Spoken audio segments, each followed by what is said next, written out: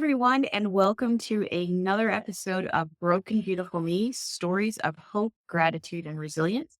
I am so lucky today because I have an exceptional guest. Lori Saitz is the leading authority on improving productivity and engagement through workplace well being. She is the founder of Zen Leadership Program for results focused professionals. With a comprehensive background in wellness and communication strategies, Lori helps executives create focused, resilient, and collaborative teams that can move projects forward with less stress and drama. Listen to Lori on her own podcast too, called Fine is a Four-Letter Word, which I love, where she engages guests in conversations about how they've grown from a time in their lives where things were decidedly not fun. Lori is currently living a nomad life while cat sitting in states across the Southeast US. You can often find her in the weight room at the gym. She also loves cupcakes, Thai food, and classic rock music. Well, hello to my soul sister, Cupcakes. All right, we're here. That's right. I'm glad you balanced it with the gym too, because It that kind of has to be my delicate dance. that's what it's all about, balance. That's right. So, Lori, first, to just begin with, if you could give us a little bit of background for the listeners who really don't know much about your work. So I want them to get to know you a little bit better.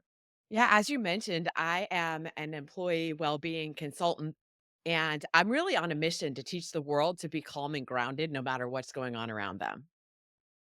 I have, where to start? I have a background in marketing and broadcasting, and I started my first business in 2003. I was making a product called the gratitude cookie, a way for businesses to say thank you to their clients and people who supported their success. And ran that business for 11 years. Couldn't quite scale it the way I wanted to, shut it down, started teaching networking strategies, and then pandemic, and then came back to talking about gratitude and incorporating some other tools and techniques into that in order to be able to teach people how to, just like I said, stay calm and grounded no matter what the circumstances are. That is wonderful.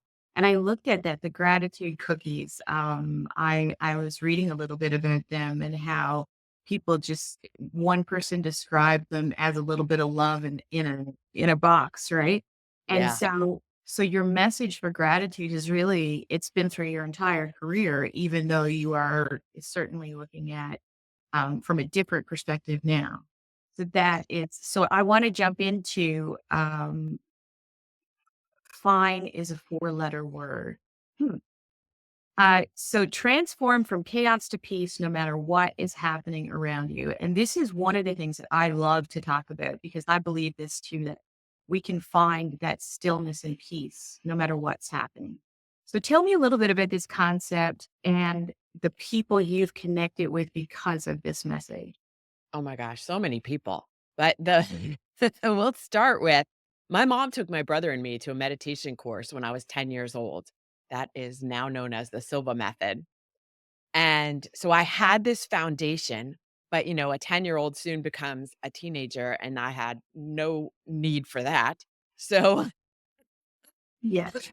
I had it as a foundation, but I didn't practice it for many, many years. And I would go in and I would pick up a meditation practice for a few days and then skip a few years. And then finally, about 10 years ago, I came back to it consistently. And it was around the time that my mom passed away. And I think that's interestingly enough, what drew me back into it was a meditation called the six phase method by Vishen Lakhiani. And Vishen is the founder of a company called Mind Valley. It's a personal development company. Yep. Mind Valley actually now owns, I don't know if it's like owns the rights to the Silva method, which is it. So it comes full circle. Wow. And the Silva mind method's been around for a long time. So Yeah. it's nice to hear that it continues on because I remember reading that book years ago. Yeah. Yeah. Well, it's effective. So, It is. yeah, that's why. But, yeah, I don't know. You asked how I got into the teaching people the calm and grounded part. Yeah. So you really, and it's funny, because you talk about that you became a teenager and you didn't want to have anything to do with it. Isn't it funny in our life that we find moments where we are led to the truth, like from your mom or from my mom when we're that younger age, and then we move away from that truth, trying to kind of seek out our own Yeah. understanding, and then slowly we find our way back. Yeah, well, it was somebody else pointed it out to me a couple years later, was like, I still get choked up about this, that wasn't it interesting that I came back to it after she passed? Like, she Um, left me this legacy. she So, did. Oh my 10 years God. later, I was still like No, listen, tears are good. Tears are good. Yeah. They're cleansing and they are a way of celebrating the people who impacted our hearts and lives, right? We're, like, not even 5 No. minutes into this. Now, my husband says, "Oh, you always make people cry." I'm sorry. No, no, no, no, no need to be sorry. It's, yeah, it's a really powerful concept. It is, and I'm sure that your mother is just smiling, beaming down at you for taking that lesson and just using it to help so many other people. Um, Yeah. Well, I guess what you were talking about was getting quiet enough to hear your own inner voice. right. Yeah. 'Cause it And whispers, right? It doesn't show. right, exactly. And we live in a society that has so many distractions and things are designed to distract us. Yeah. So it's really easy to not hear it, to not get quiet enough and to miss it. Do you find that, like, for people that you work with that, in some cases, that stillness and silence is scary? Yes, a lot of people. It's Yeah. scary because, again, they're so used to listening to everybody around them, and that starts very young. You know, you're listening to your parents. When you're less than 7 years old, that other than conscious mind is wide open and open to all the ideas and beliefs that you're being uh, exposed to, and Yeah. so you just take in all of that information, not even consciously, and so especially, again, now with all the distractions that we have coming at us, it's very easy to not pay attention to that voice, and it's scary to hear it because sometimes, a lot of times, it's gonna say things that don't make sense or that sound crazy to you, or that Yeah. sound crazy even more sound crazy to the people around you. They might make sense to you, but you're like, "Oh, I can't do that. Everybody what are people gonna think?" Or, you know, how is so and so gonna respond to that? I can't do that." Well, and because so many people are not listening to their voice these days, they're listening to the squawk boxes Yep. and podcasts 24/7. We've got a news cycle that is going all the time, spewing a lot about a very complicated world that we live in. So I mean, it's difficult to really find it. And I think when you come to a crossroads in your own life and you start to hear that voice, you're looking around at all these other people who don't.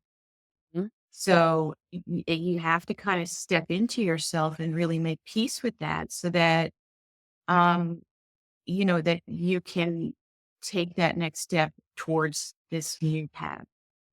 Yeah. Um Yeah, and yeah, it really is baby steps. it is. And it's okay that if you take baby steps that sometimes you're going to go in reverse on other days. That's okay too, right? Yeah, That's part of it. absolutely. It is part of it, and that's a lot of times I hear people saying that they're not good at meditation, or so that's why I typically introduce the whole concept as like a calming exercise or a grounding exercise, and maybe step away from the term meditation just at first, Yeah. because people have so many misconceptions about what meditation is and how they are not good at it. Yeah, and I think, I wish that I had known you when I first started meditation because I went through that whole process myself where I had my little singing bowl and I go ding and I would do the circle around and get the sound. And then I'd sit there and I'd make my grocery list. Like it was ridiculous. And I said, "Oh, why can't I get this right?" But it takes practice, just like any other thing that you are learning. It Yeah. takes practice to really tune into that stillness and quiet within. It does take practice, and what you mentioned is sitting in silence, and I think that's really hard, especially for people who are just starting out, and so I recommend finding a guided meditation Mm. to help keep your mind focused, to give your mind something to come back to, because the thoughts are gonna come in, the grocery list is gonna start writing itself, and you need to bring yourself back to something, whether it's back to your breathing and focusing on your breathing or back to the sound of the meditation teacher's voice in a guided meditation. I think it's just easier to follow a guided, especially in the beginning so that you can come back or your brain has something to focus on. I totally agree with that. And now actually, I use binaural beats when I meditate sometimes. I just Mhm. put on those binaural beats, so it's the alpha, beta, and theta waves, depending on which area of focus you want to kind of tune into. And I just put that on 10 short minutes, but that's enough for me not to get caught up in my own little storytelling between my two ears. Right, because energetically, that's keeping your brain focused. Yeah. So, what would you say to someone who comes to you right now? And I know you do a lot of work in workplace, but kind of apply it for both because I want to kind of have a conversation in personal and professional. So someone Mhm. shows up to you professionally and they are struggling, or maybe they're a leader and they're struggling. Let's start professionally. What are the first steps that you take with someone to kind of guide them through this difficulty? I don't really see a difference between the personal and the professional because whatever's happening in your personal life is coming into your professional and vice versa. So it's going to be the same both ways. Yep. But starting with teaching them some tools and techniques, teaching them, let's get into the guided meditations. Let's find something that works for you. Because this whole calming grounding exercise thing is is a matter of finding what works for you. So sitting quietly for 15 minutes might not fit for somebody. So can you do a walking meditation then? Going out in nature or walking in the grass with no shoes on is Mhm. a very grounding exercise. It's connecting you to the earth. And there is a lot of science and research behind how all of this works. What we're talking about, I want to be sure to say that this is not just like woo woo, oh, that's very nice. It helps keep you calm. But there's a ton of science and research behind how all of this works and the fact that it does work.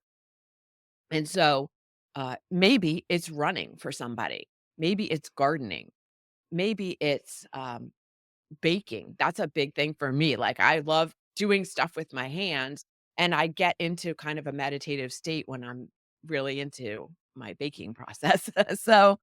So it's a matter of figuring it out, and I guess the first thing I would say to somebody is just if the first thing you try, or I'm not a big fan of the word try, if the first thing you work on or step into doesn't feel right for you, and you do it for at least 7 to 14 days consistently, okay? So that's the first thing.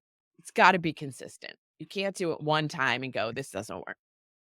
Yeah. Uh, but it's a matter of figuring out, and I can help them figure out what will work for them. For example, if you can't sit still, try putting on your favorite song and favorite upbeat song and Yeah. dancing like no one's watching, right? But that saying, like, dancing like That's no one's watching. But get that excess energy out of your body and then sit for 5 minutes and see how that works. well, because sometimes, and I find this myself when I'm working on a project, and so, you're just engrossed in something, you're sitting at the computer, then you kind of hit a wall and you feel unsettled, and it's just all this pent up energy. We're meant to move. Mhm. So sometimes even the simple act of, like you said, getting up and doing a little dance like no one's watching you is the very thing you need to reset, kind of that positive mindset, right? Yeah, every time I recommend that, it brings me back to a memory of when I was in college. One of my college roommates and I, were studying half the night, and we would take breaks and turn on our, like, dance music and dance around the room for however long the song was, and then we would go back to studying. We didn't know what we were doing, we just felt like, "Yeah, we need to do it now." Well, that's great because you do at work. So even if Yeah, it wasn't a thing to do back then, right? Yeah. right, right. Yeah, we You knew were what we were early doing. enough. Yes. Yeah. So and so for someone, and as we chatted before, I work a lot with the bereaved. And so what would you say to someone who comes to you and again, like you said, there's no real separation between personal and professional. So someone has gone through, truly a trauma in their life. They've lost someone near and dear to them. They are, obviously we all have to pay the bills and do our thing. So we have to step back into life. Mhm. But we are not fine. We are far from fine. What would you Yeah. say to someone who came to you and said, please help me? Yeah, we would start with the grounding exercises.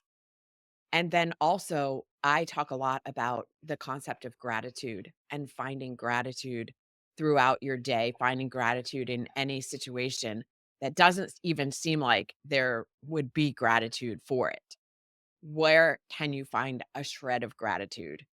And it doesn't even have to be related um, to whatever the situation that looks untenable. Uh, Tapping into uh, the gratitude can help refocus your brain. And then when your brain is starting to get refocused, then maybe you can sit for 5 minutes.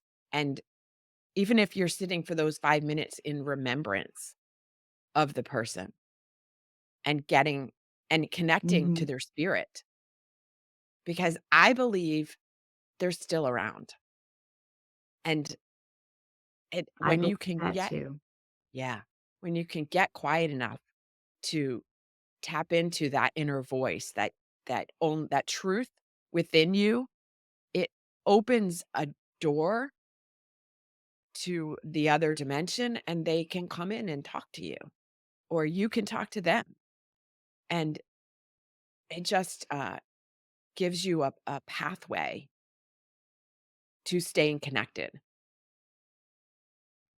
And do you find also for people who maybe may have like a slight discomfort with that, do you find that writing is a good exercise for that as well to bring that person in, that journal writing? Yeah, well, that comes down to finding what works for you, and journaling is a great way to tap in again, to tap into that inner voice and to find calm and stillness. And I'm laughing because 3 or 4 people in the past week or 2 have recommended that I journal, and I have so much resistance uh, against it. I don't know what it is. It probably means I need to do it, but I think it's a matter of, again, it's finding what works for you. So for a lot of people, getting those thoughts out of their head and onto paper helps. And journaling is different than typing it out on a computer. Like having a pen and a paper is a different process for the brain. And so yes, journaling is a fantastic exercise. I don't always recommend journaling like gratitude, keeping a gratitude journal if it's going to feel like another chore. Like if it's going to be like another thing on your to-do Right. list, like I got to write down my gratitudes from today, like then don't do it. Like we're not creating chores for ourselves. What it should be joyous. It should, after you start getting into it, it should feel like something that you would look forward to doing that helps you feel better, not another chore. Yes. So it's something that kind of, and what I use in my gratitude practice is I usually do it in the morning and the evening. So they're kind of touch points at the beginning and end of each day. Mhm. Just, just the little things, not material things. It's never, oh, I'm so thankful for that new outfit I got. It's never anything like that. It's Yeah. always, I'm thankful for the Yeah. sunshine and the changing leaves and, my pups and, the garden. And Yeah. so it is for me, that's grounding me to what is real, what's reality around me. Um, and that then, in terms of grief, that then really tethers you to that present moment, right? And in the Yeah. present moment, you're okay. Right. And I think people have a tendency to state the same things over and over when they are doing gratitudes, and that's okay.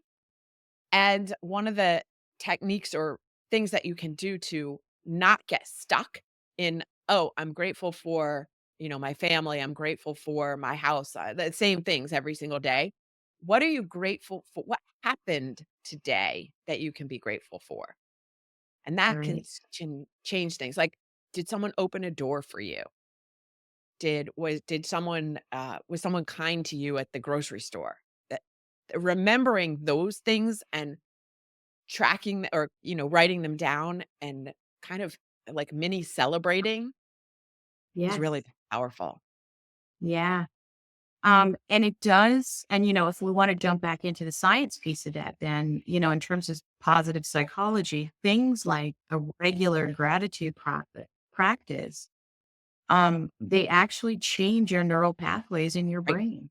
And Yes. so you start to see the world differently. So when you change the way you look at the world you're looking at changes, right? Like Wayne Yes. Dyer I would was just say. gonna say Wayne Dyer said that. Yes. Yes, right? We celebrate him. I celebrate him every day. Such a wise voice for humanity. But it does truly change the makeup, the physical makeup of your brain. So what your eyes are seeing, you're reflecting on it differently. And I started my gratitude practice at the lowest point in my life. Absolutely. I had a very shallow gratitude practice prior to that. But Mhm. when I experienced a deep loss in my life, that's when my gratitude practice became meaningful because I was looking desperately for something to to hold on to so that I could survive. And I don't think people, one of the things I love to talk to people about, and I would love for you to speak more about, is in difficult times. A lot of times we think gratitude is just about, oh, life is good. It's great. I'm thankful for my husband. I'm thankful for my pet. I'm thankful for this, thankful for that.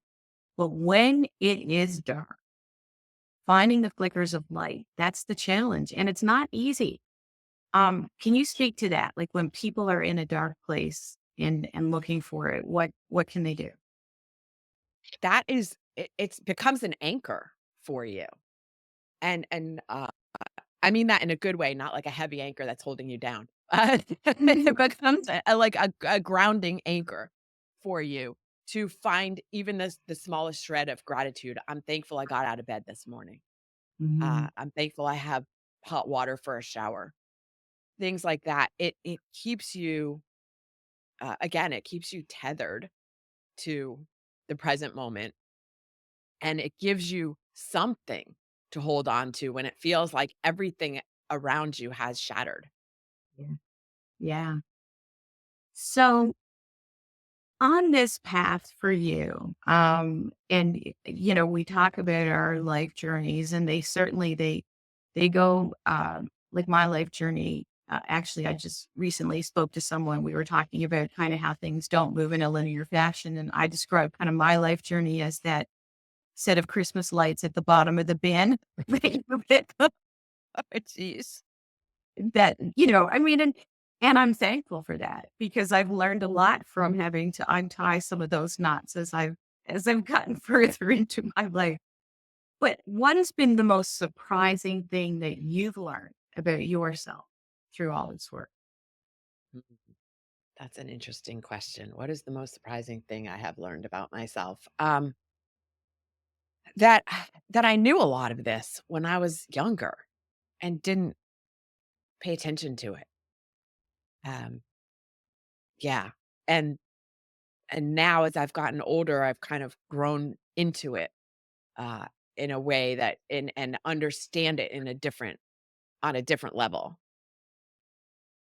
Yeah. and that I am strong. I mean, I've been practicing these concepts for a while, and when you were talking earlier about using gratitude in times of, terrible tragedy or, circumstances are, um, not what you would have expected or wanted them to be around you, when you start practicing these things, even before that happens, it you are stronger and better able to deal with them when they do come along. And really, no one is immune to this. It's part of our human experience. Everybody has different situations in their life, and I don't think that we can really say your trauma is harder than mine.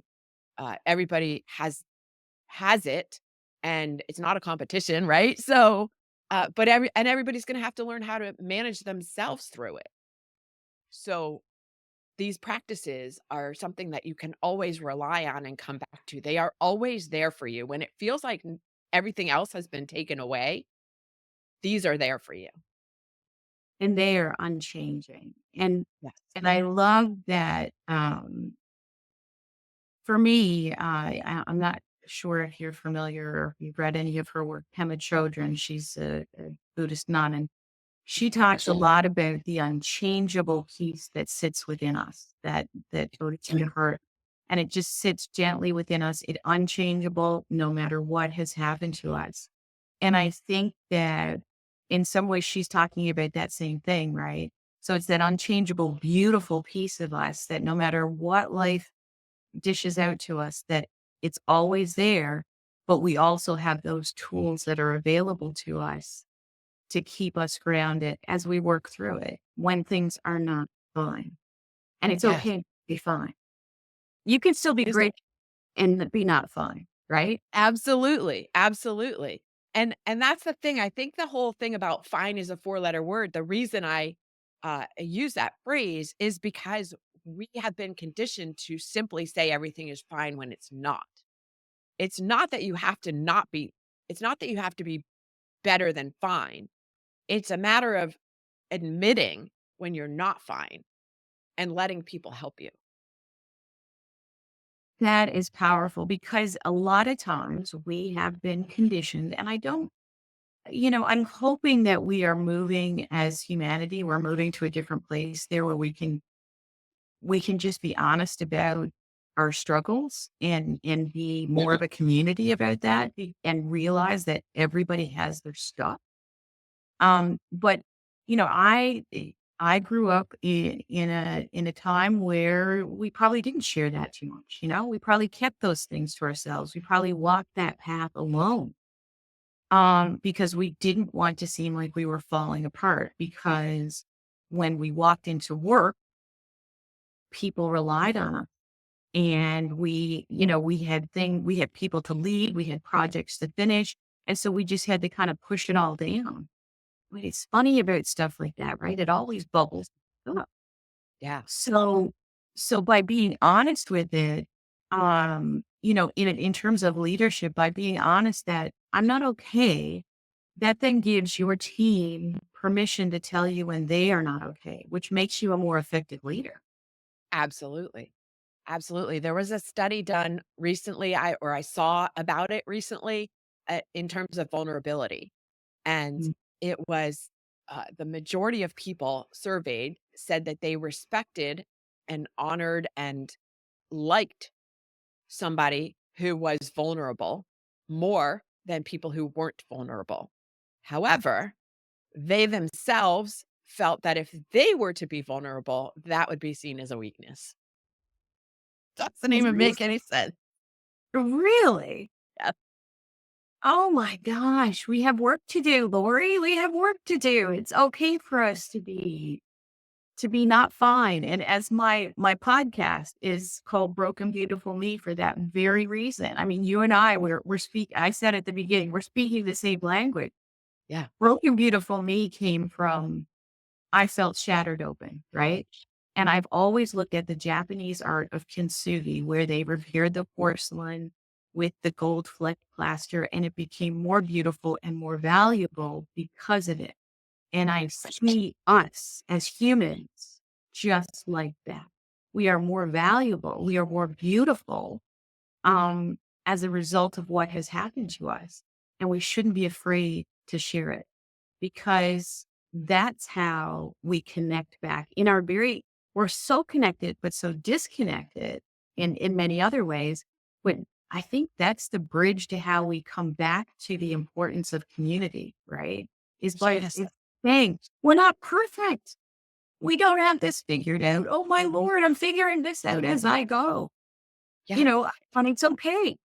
It's very freeing to realize that you don't have to be perfect and that you are still valuable and, uh, well, perfect by not being perfect. Right. Perfectly imperfect, right? Yeah. Yeah. Yeah. Yeah. That is so if for our listeners, if you could give them, and I know that we've talked about a number of them throughout the chat, if you could give them like 3 things that they could start today, as soon as they finish listening to our podcast, do not leave early, stay here till the end. But the 3 things they could start today. One is breathing. Okay. I'm sure they are breathing because they're listening, right? So they are breathing at some level. Uh, but breathing more intentionally and breathing deeper. And this is an exercise. Again, it's calming and grounding. So simple. You can do it in 90 seconds, 3 minutes, and nobody even can notice. You could be in a meeting. You could be walking down the street. You could do it right now. You don't even have to wait until the show is over. Right now, taking a really deep breath in and put your hand on your abdomen and feel breathing in all the way down to your abdomen because most people don't breathe that deeply on a regular basis. We breathe shallowly from our chest. So breathe in all the way down to your abdomen and then hold it for, I don't know, 2, 3 seconds and then let it go.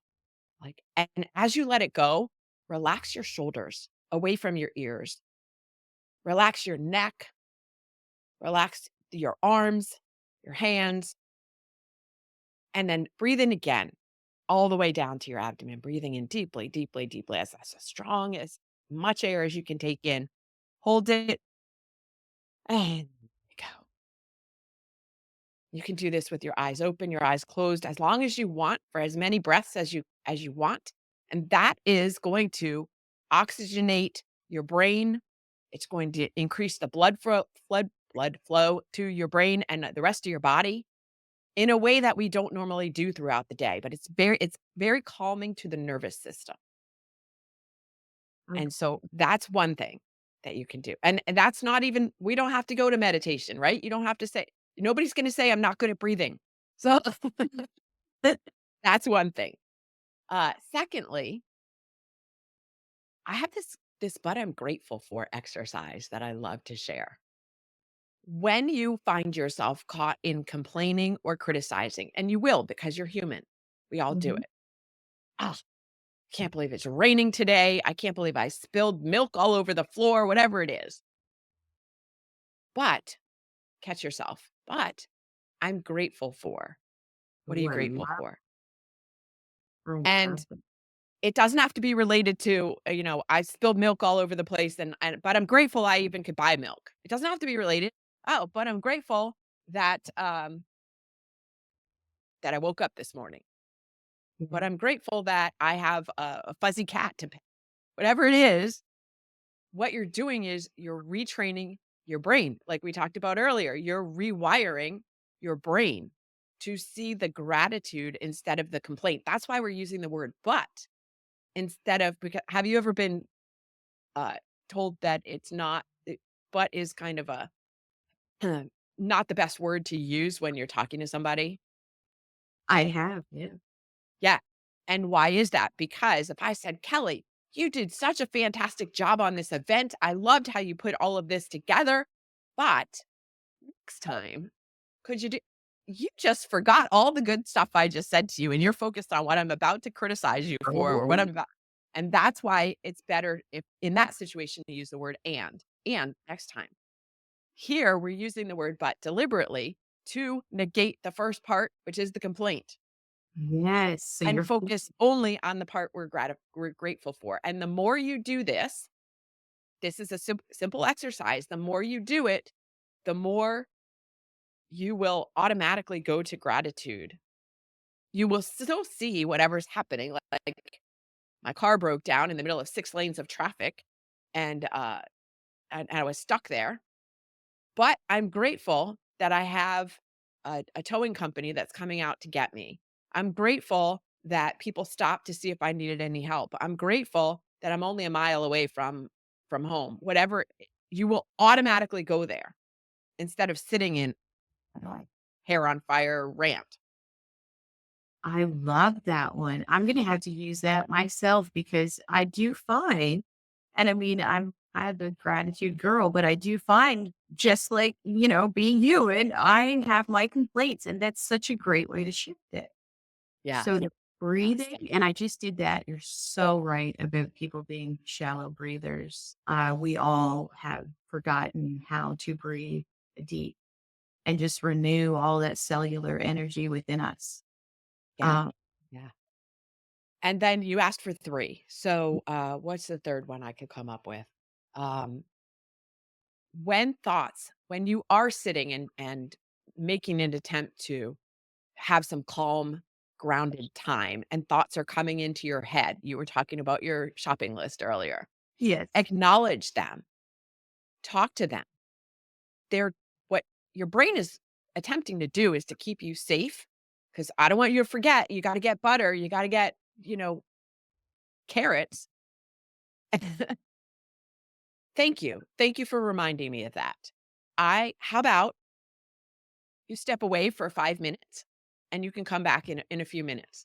And I talk to these thoughts as if they are a third party. Oh, I love that. Say, "Thank you. Thank you for," because like humans, the thoughts are not necessarily human, but they want acknowledgement. "Thank you. I hear you, and I'm going to do this meditation now. I'm going to do this calming exercise now, and you can come back in 15 minutes." Hmm. Okay, Laura, you've just given me 3 tips that I will be carrying forward. Excellent. Looks awesome. Um, have you heard, I just recently did a session of transformational breath work, and it was my first time experiencing it, and it was Yes. wild. Yep. And I left, and I remember sitting in the car in the parking lot after I left, and I was like, "Gee, all this time I thought I knew how to breathe, and I thought that breathing was just breathing. It's not. No. It's so not." Yeah. But and transformational breath work takes it even a step further, where you are through a guided, breathwork session, you're working through some pretty tough stuff internally. Mhm. So I think that, for our listeners, if there's one thing I would encourage, especially after your tips, is to research a little bit more about the power of your breath. Yes, I don't teach transformational breath work. I have been in sessions. I had a guest on my podcast, Leland Holgate Sr., who does teach it. Okay. And the way he got into it was when he was 19 years old, he was in a boating accident that left him as a quadriplegic. Mm. And he was introduced by his military physical therapist to yoga. And yoga, as you may know, is more about breath work. Most people don't know this. It's more about the breath work than the actual poses. And so he was introduced to this breath work and then he investigated more in the transformational breath work. If you met Leland today, he is completely and fully functional, even though doctors told him that would never happen. Oh, That's the power of breath work. yeah. Yeah. I really do encourage our listeners and go over to Lori's podcast and listen to this episode. I'm going to have to listen to this when we finish because um, I don't think that we truly understand the power that we have within ourselves to heal. And it's not just those emotional wounds; it's the physical ones as well. But we have to make the choice to step into that. We can't just kind of sit on the sidelines and expect it to happen on its own without our participation. Yes, thank you for bringing up that point because it is a choice and it is definitely something that you have to take action on. And it's difficult in this instant message microwavable world, right? To say, if you want to get better, you're going to have to take action on this, and your action is going to require focus, and it's going to require training and time, because we have become so accustomed to prime delivery, to quick meals, and so we've gotten away from, when we look back at the great thinkers of time in humanity, they didn't get there overnight. They didn't send out a text message and change the world. Right. They many of them went through great suffering to hone their practice and pass it along to others. So we have to be willing to put the time into. We do. And at the same time, those exercises that I just shared can be done. And the breath work, that deep breathing, you will feel and um, effects immediately. Well, I felt it in Yeah. terms of, like, my shoulders relaxing, just doing that breath with you just now on the podcast. I felt like I was more relaxed at the end of it in my neck and shoulders. Yeah. And that's So just from allowing that breath. right. So you can get immediate results and then imagine the results that you will see over time when you are consistently practicing that. Exactly. Yeah. And for the listeners, I hope I didn't sound like I was heavy breathing into the microphone. I You tried to didn't. keep the peaceful breath. So I didn't want you to think we had a different topic on our podcast. So if my global gratitude group, it's called Just One Little Thing. And I started it after we lost our son in 2009, and it was a sudden passing. And so we didn't really know what to do. We had nothing in the toolbox that we could figure out. And so, of course, counseling and reaching out for help, like you had mentioned earlier, was a big part. But we started looking for one little thing to be thankful for every day. So we would sit at the dinner table at the end of the day, and my younger son, and this is primarily why I wanted to do this, was because he deserved to have a happy life. He was only 12, and he deserved to grow up and be happy and have this wonderful existence. And so we would look around at each other and say, what was our one little thing each day? And we started with one little thing because we didn't know if we could find more than one little thing at that point in our life, right? So I'm going to tell you what I'm thankful for today. I'm thankful for your three tips that I will be using in my daily life, but I'm grateful for that's like a light bulb moment for me. Um, but I'm thankful for those three things. I'm thankful that that son who is 12, who's now 27, is arriving from the UK today for a few days for a visit. So yay me! I'm happy, mama. And I'm thankful for talking to you. This has been incredible because um you are spreading such an important message for both people personally and professionally. And I think that anybody who is in an organization that you visited and spread this message to is just going to benefit so much. So I'm thankful for you, Lori. So what are you thankful for today? What are your one little I am thankful for meeting you and being able to share this information on your show. I am thankful that I have a friend coming today to spend some time exploring. You mentioned I'm living nomad life. I'm in Richmond, Virginia this week.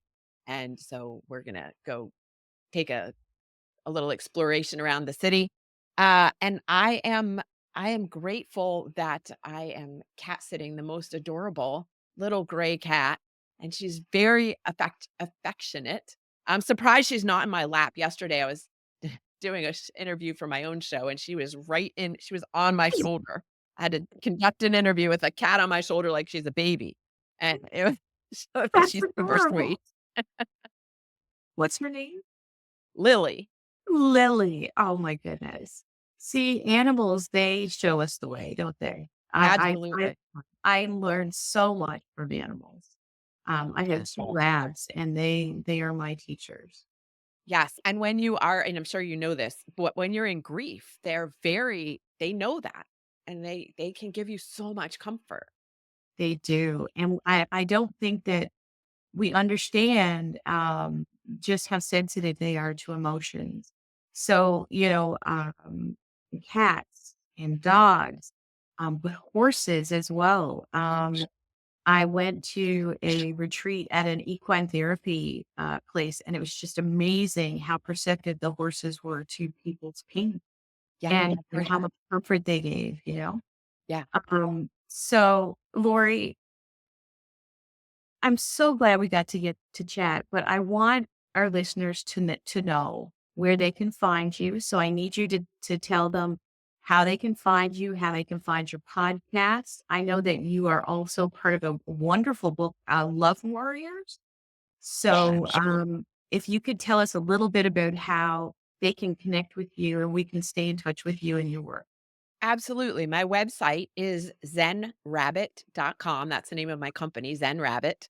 So zenrabbit.com is the easiest and best place to find me. There are links there to my socials, and I spend most of my time on LinkedIn. So Okay. that's the best Okay. place. And you can find links to I think there's a link to the book in there as well. I contributed a chapter to that book about my road trip, my month-long road trip sabbatical with my 19-year-old cat. That's what that's what Um, the chapter is about. I bet you that was an amazing trip. I It bet you. was Um, the trip of a lifetime for both of us. isn't that beautiful? 19 years old. She was, yeah. What a gift. What a gift. Well, Lori, thank you so much to the listeners. I encourage you to reach out and learn more about Lori's work and listen to some of those episodes, especially that episode with what was his name? If you could say it. Leland Holgate, and I'll send you the link and you can put that in show notes. Oh, perfect. That would be excellent. Lori, thank you so much for taking the time to talk to me today. I really appreciate it. My honor. Thanks.